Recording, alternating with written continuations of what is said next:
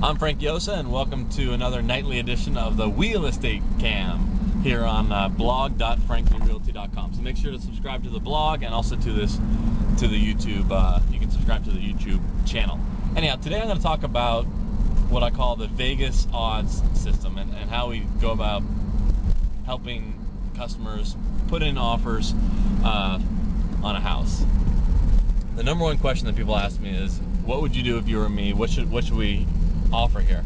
I said, if I was you, I'd take your money and take a flight to Hawaii. I mean, everyone has different uses and needs, and I can't tell you how badly you need a place. I can't tell you that, you know, if you don't win this place, you're going to get another place in a couple months, and I don't know your stress level. I don't know any of that. So what I like to do, instead of telling someone what to do, side note, one of the reasons I don't tell people what to do is how I grew up.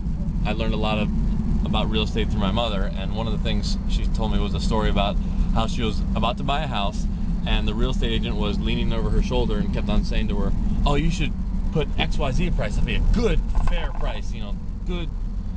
Put this price." And she turned to the lady and said, "Okay, let me ask you 3 questions." I hope it was 3. One, will you be making more money if I bid higher on this because you get a commission? And the agent said, yeah. Secondly, the higher I bid, the more likely that this deal is going to happen, right? Because, you know, if we put too low of an offer, it might not happen, and then I might change my mind, not buy a house, or, you know, buy something without you. Is that true? So you're incentivized for me to go higher so that you'll get paid faster and more likely to get paid? She goes, yeah. And then thirdly, let's see, what was the third reason?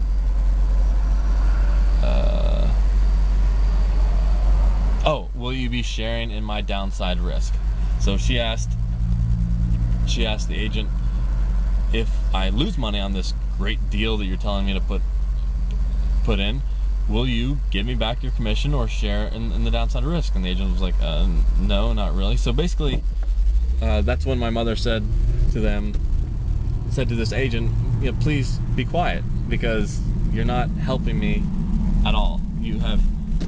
The motivation is not your motivation is not in line with my needs.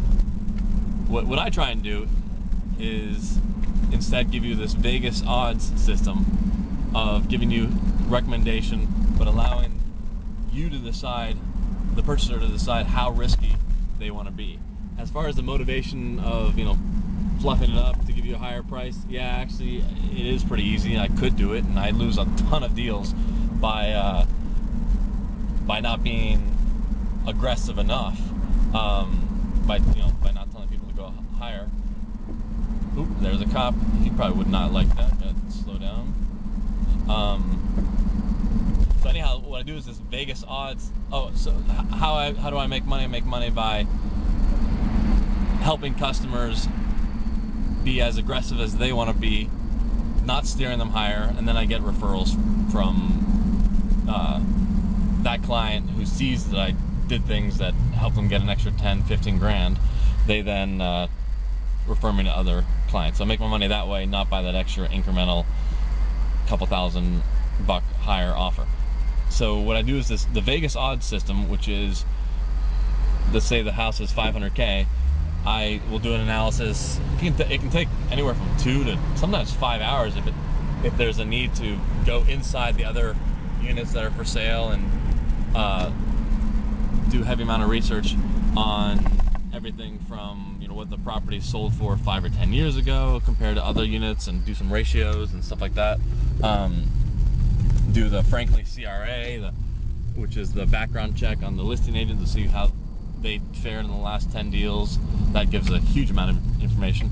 And then we come down to this Vegas odds system of, you know, 3 or 4 prices, what I think is going to happen if you offer at this price. So if it's a 500K house, and I don't know what price increment we decide, but let's say, just for easy numbers, 10K less. If you offer 10K less, I think you have a 20% chance that they'll just outright accept it, 40% chance that they will counter, and a 40% chance, I got to do the math in my head, 40% chance that they are going to counter. And then it's up to you. Hey, how aggressive do you want to be? Don't.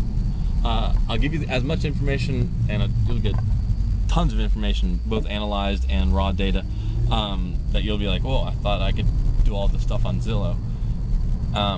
Anyhow, it's up to you to be how aggressive you want to be. So it's not up to me to tell you, what I would do if I were you. I'm not you. So, but what I can tell you is, hey, in my experience in past sales and stuff, this is, about the ratio. Do you want to go for it? Great. Just don't get mad at me if you don't win it. That's all I'm saying. So 3 different price points. What the chance I think that it'll be accepted, countered, or completely rejected. And there are some downsides of being completely rejected, because if you get rejected, you try again, and the other side's gonna be like, well, it worked last time, let's just reject them again, see if they'll come up again. So give you 3 prices, and obviously it'll fluctuate. The higher the price that you offer, the more likelihood that they're gonna accept it. And then say, hey, how aggressive do you want to be? And sometimes people will want to be super aggressive, and sometimes they're like, you know what, this works for me. And so that's how we approach pricing. I never understood the model of saying, oh, this is a fair price. What's fair? Fair is what, if you didn't exist and you did not offer, what's the next offer below you? So I'm all for being aggressive.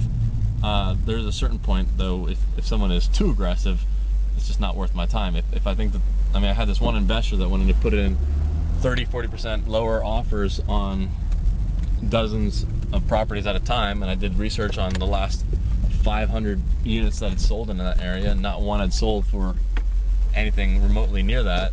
And I said, it's just not worth my time to put in those offers, and I recommended somebody else for them. So anyhow, so that's how we do the Vegas odd system, and maybe next time I'll talk about the round robin buy-in system.